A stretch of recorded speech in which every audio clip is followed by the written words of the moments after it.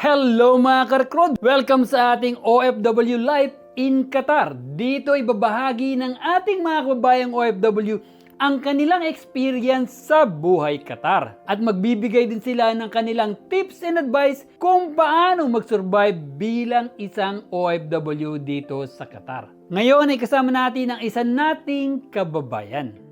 Hello mga ka-recruit. Ako po si Corazon Abiertas. Senior citizen na po ako, so I will not say my age. Pang 15 years ko na po dito sa Qatar, pero matagal na po akong OFW. Ang advice ko po sa mga nagbabalak mag-abroad, pag po kayo nagsahod, mag-iipon po kayo ng konti, magtatabi po kayo sa sarili, at magtatabi rin po kayo ng para sa kinabukasan, para pag umuwi po tayo, meron po tayo konting pampuhunan sa ating mga pang-araw-araw na pagkain, pang-negosyo po.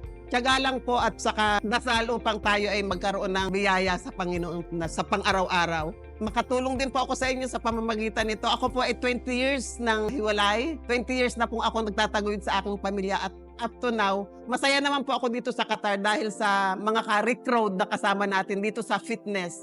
Nagpapasalamat po ako sa FFHQ at saka kay Rick Road dahil ako po ay napabilang sa in-interview nila dito. Shout out po pala sa mga kaibigan ko sa Manikin Salon at sa lahat ng mga kaibigan ko. Meron din po akong FFHQ dito sa Qatar. Nawa po ay mag-join din po kayo sa balang araw. Masaya po dito.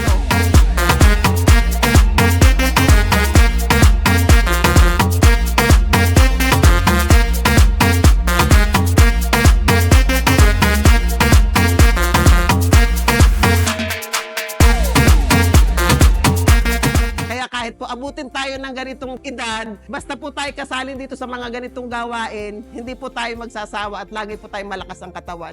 Thank you mga ka-recruit! I love you all! Maraming salamat!